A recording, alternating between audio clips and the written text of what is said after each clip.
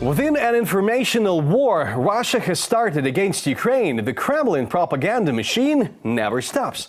While making fakes, Moscow creates a whole made-up world built on lies. Its perception is based on narratives which promote a particular perspective.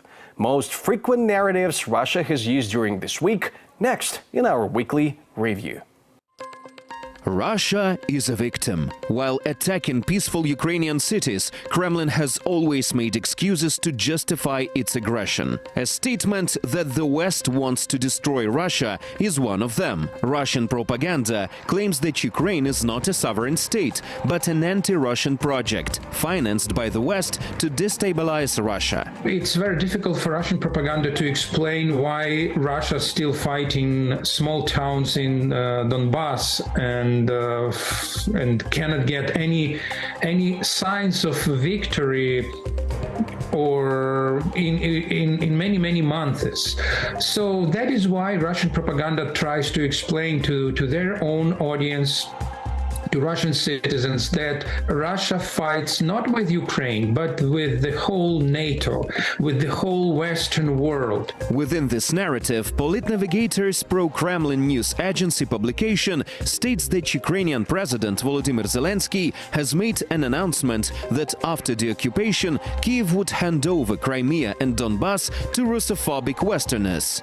However, this is a fabricated quote. In Zelensky's annual address to the Ukrainian parliament on December the 28th, he did not say anything about planning to hand out any territory to the alleged Russophobes. We will also restore normal life in Donbass and Crimea, which have been illegally occupied in 2014 and have since been brought to the point of catastrophe by the occupiers. For now, it is difficult to estimate the required number of resources. However, we can say that we should prioritize restoring those companies that have been or come to Ukraine during the war.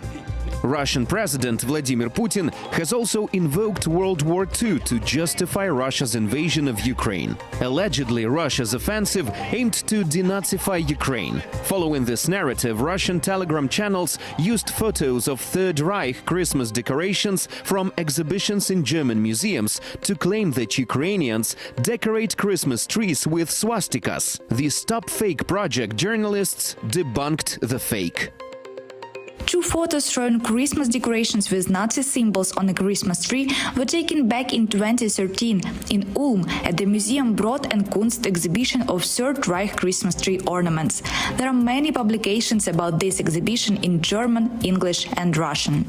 Finding justifications for its war crimes is such a Russian thing to do. One more example is Russia's statement that a mass missile strike in the eastern city of Kramatorsk had killed more than 600 Ukrainian forces. The Kremlin says it was in retaliation for a Ukrainian attack on a Russian base that killed dozens of Russian soldiers on New Year's Eve. However, they targeted civilian infrastructure again. So what is the reason then for other numerous Russian attacks on peaceful Ukrainian cities and towns?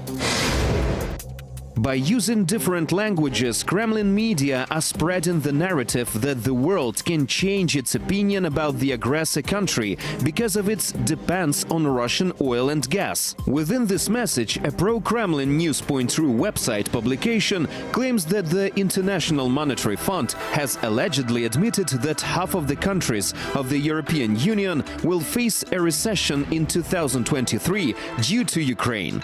In fact, the so-called journalists manipulated the quote of Kristalina Georgieva, managing director of the International Monetary Fund. Actually, the world has proven to be more resilient than we feared a year in the beginning of the year.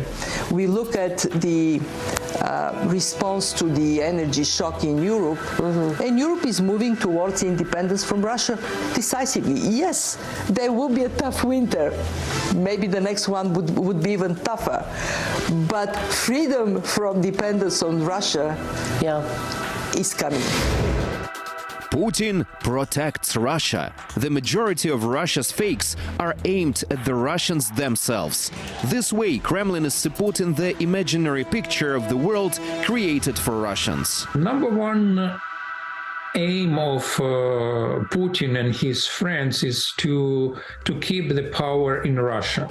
And they expected the very short, brief operation that supposed to help them to keep support of Russian population of Putin and his cronies. Russian President Vladimir Putin positions himself as a president close to the people, who allegedly protects Russia from all evil. And to prove this, Putin constantly communicates with people through different visits. However, the Russian president has a track record of posing at events where some attendees are not what they seem to be. A BBC Russian investigation in 2020 found that some events presented as impromptu conversations with everyday people were actually filled with friendly local officials.